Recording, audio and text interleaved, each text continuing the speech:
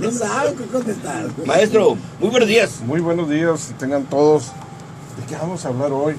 Ya lo habíamos avisado previamente. Vamos a hablar del obispo Herculano López de la Mora contra los prestamistas en Sonora. Fue un episodio que se presentó por allá en 1889, donde la iglesia a través del obispo estableció topes para los intereses que le ponían a los préstamos todo el conjunto de comerciantes que se dedicaban a realizar préstamos prebancarios.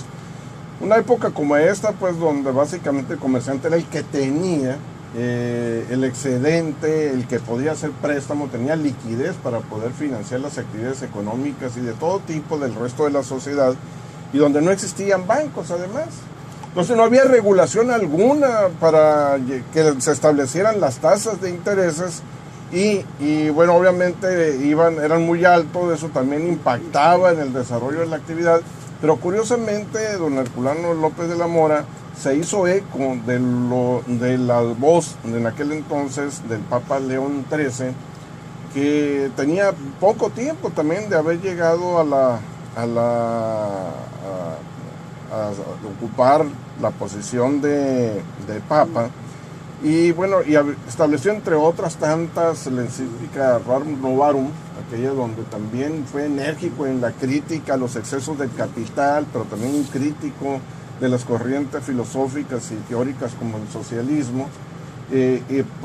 Impulsó incluso la organización, el derecho a la organización de las clases trabajadoras, de las mujeres trabajadoras, la prohibición de los niños que trabajaban, en fin, una serie de valores importantes que después se ven integrados en las distintas leyes laborales en el mundo y en particular en la mexicana. Pero en aquella época, pues obviamente los sonorenses parecía como que todavía la iglesia y la posibilidad de que la iglesia interviniera en la vida y en las decisiones empresariales era muy exigua, no tenía al parecer esa fuerza, pero don Herculano llegó y así como me dijeron, llegó a poner orden, ¿no? Llegó a poner orden como Fidel, se dice también en una de las canciones, pero llegó a poner orden en el sentido de vamos a establecerle condicionantes, y hubo empresarios que sí reaccionaron, como la familia Aguilar de Vieja Abolengo en Sonora desde finales de la colonia, pero que durante todo el siglo XIX ya ha acumulado capital, comerciantes de Guaymas y de Hermosillo, y eso sí, como que se reaccionaron a aceptar la condicionante que estaba estableciendo el obispo, pero otros comerciantes no. Como José la gran Camus. mayoría de los prestamistas trabajaban a la sorda y utilizaban prestanombres para no figurar ellos, no aparecer ellos en primer plano. O sea que mandaban ¿cómo le llaman?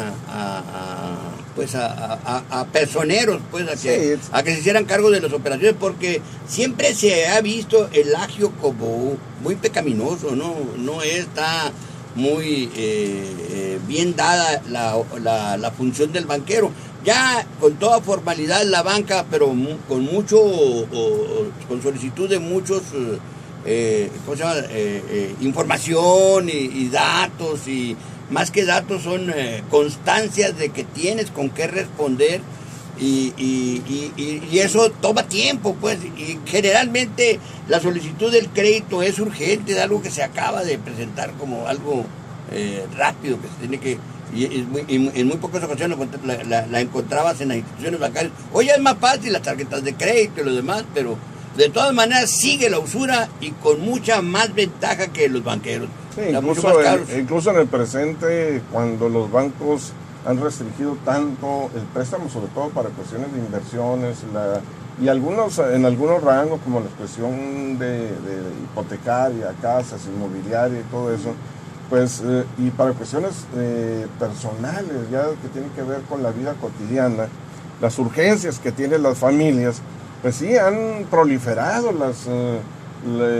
los prestamistas, y es que se ha formado toda una figura, en parte real, de esta figura del agiotista, que prácticamente está abrazado todo el tiempo del dinero, y que está en persecución de todos aquellos que le deben además, ¿no? Y hay también mucho dinero mal habido de eso se señala que algunas casas de cambio, algunas casas de préstamo, gente con recursos que no lo puede comprobar fácilmente, entonces tienen que tener una empresa de esta naturaleza para poder tener una justificación para el lavado.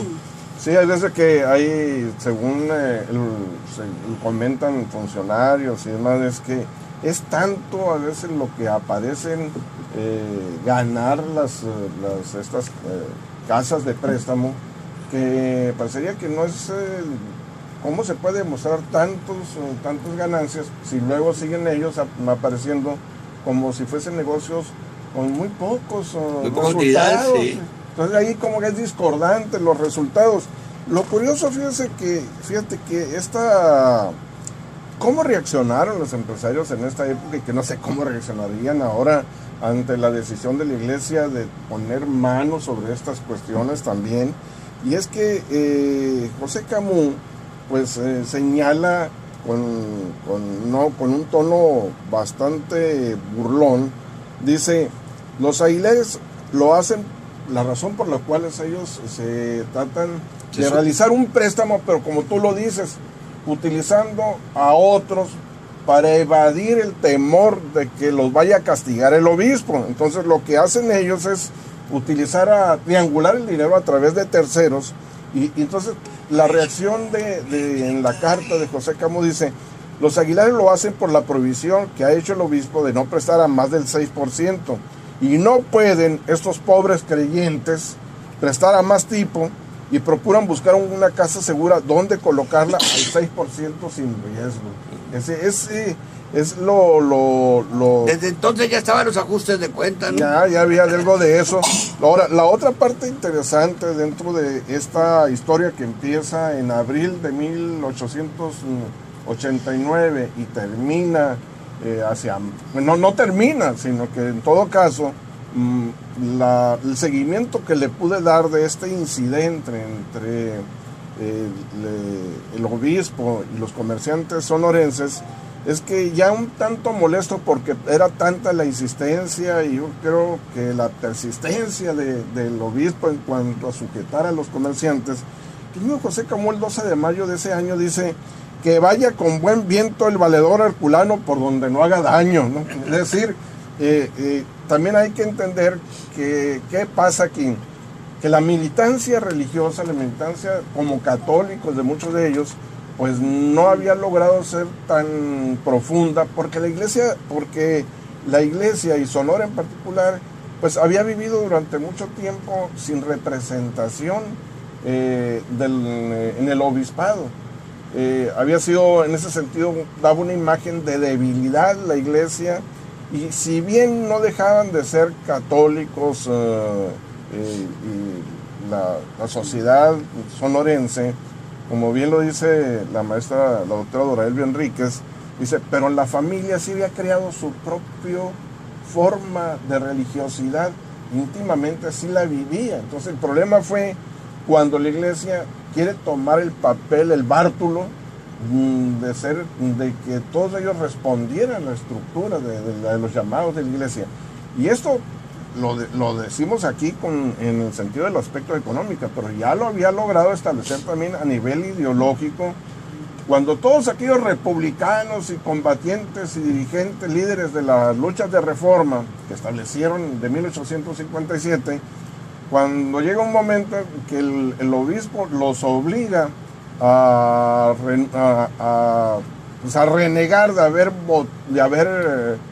jurado la Constitución y las leyes de reforma en 1857 y haber renegado de la iglesia.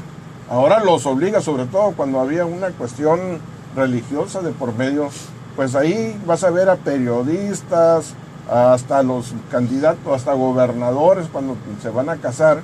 En un caso en particular, Ramón Corral, cuando se iba a casar, pues tuvo que ir ante el obispo herculano de la Mora y decirle pues que sí, ¿no? Que se arrepentía de todo lo que había juramentado ante la Constitución y contra de la iglesia.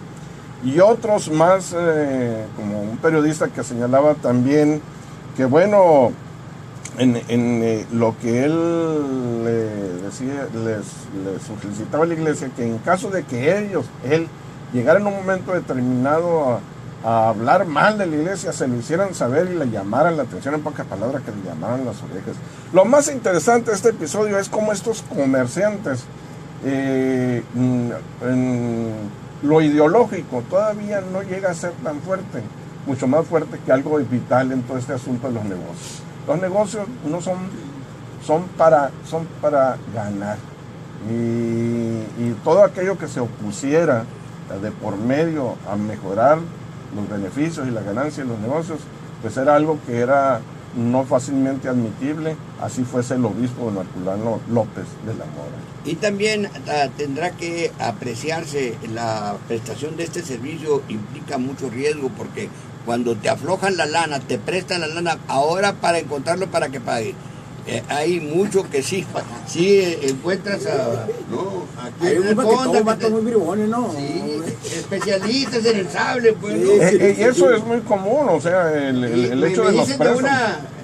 No sé qué tan independiente será, ¿no? Pero así se llama una de las empresas que prestan lana y que lo agarran y lo persiguen hasta que no lo pescuecean, entonces lo sueltan, ¿no? Y no le sacan todo, ¿eh? No. No creas que recuperan toda la lana. Pero sí son muy agresivos para la cobranza, No, sí, pero el otro es más, todavía es una chucha cuerera, el otro, olvídate. Tengo que ir a corte. Vamos a corte, Maestro, pues. estamos Muchas pendientes, gracias. no te vayas. Aquí nos quedamos.